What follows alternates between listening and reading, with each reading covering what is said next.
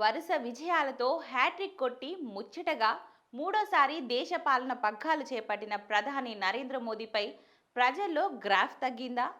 మోదీ చేపట్టిన వికసిత్ భారత్ ప్రజల్లో పెద్దగా ప్రభావం చూపలేదా అంటే అవుననే అంటున్నాయి సర్వేలు. ఇక దేశానికి నాయకత్వం వహిస్తున్న ఎన్డీఏ కూటమికి శుభవార్త. ఇప్పటికిప్పుడు ఎన్నికలు జరిగిన ఎన్డీఏ కూటమి విజయం ఖాయమని ఇండియా టుడే ఓటర్ సర్వే తేల్చాయి. కాకపోతే ప్రధాని మోదీ చరిష్మా స్వల్పంగా తగ్గిందట. త్వరలో జరగనున్న బీహార్ ఎన్నికల్లో ఎన్డీఏ కూటమి విజయం ఖాయమని సర్వేలు జోష్యం చెప్పాయి. దేశంలో మరోసారి బీజేపీ నేతృత్వంలోని ఎన్డీఏ కూటమి అధికారంలోకి రానుందా? 12 ఏళ్లుగా అధికారం కోసం ఎదురుచూస్తున్న కాంగ్రెస్ పార్టీకి మరోసారి భంగపాటు తప్పదా? రాహుల్ గాంధీ మరో 5 ఏళ్ల పాటు విపక్షంలోనే కొనసాగాల అంటే అవుననే అంటుంది India today voter mood of the nation survey నివేదిక. ఇక దేశంలో ఇప్పటికిప్పుడు లోక్సభ ఎన్నికలు జరిగితే అధికార బీజేపీ నేతృత్వంలోని ఎన్డీఏకు 324 సీట్లు లభిస్తాయని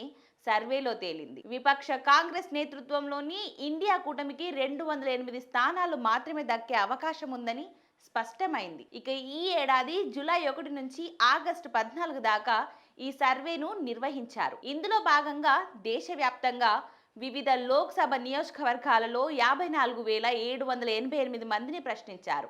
ఓటర్ రెగ్యులర్ ట్రాకర్ డేటా ద్వారా మరో 1,52,038 మందిని వారి అభిప్రాయాలను స్వీకరించారు. మొత్తంగా 2,06,826 మంది అభిప్రాయాలను పరిగణలోకి తీసుకొని సర్వే నివేదికను రూపొందించారు. దీని ద్వారా లోక్సభకు ఇప్పుడు ఎన్నికలు జరిగితే ఎన్డీఏ మళ్లీ ఘన విజయం సాధించడం తథ్యమని వెల్లడైంది. ఇక పార్టీల పరంగా చూస్తే బీజేపీకి సొంతంగా 260 సీట్లు, కాంగ్రెస్ కు 97 సీట్లు రానున్నాయి. 2024 ఎన్నికల్లో ఎన్డీఏకు 44% ఓట్లు లభించగా ఇప్పుడు 46.7% ఓట్లు, ఇండియా కూటమికి 40.9% ఓట్లు లభిస్తాయని సర్వే పేర్కొంది. అయితే గత ఫిబ్రవరిలో నిర్వహించిన సర్వేలో బీజేపీకి 281 సీట్లు వస్తాయని తేలింది. తాజాగా ఆ సంఖ్య 21 స్థానాలు కోల్పోయి 260కి పడిపోయింది. అదే విధంగా ఇండియా కూటమికి 343 రాగా అది 324కు తగ్గింది. ఇక కాంగ్రెస్ పార్టీ 78 స్థానాల్లో గెలుస్తుందని ఫిబ్రవరిలో తేలగా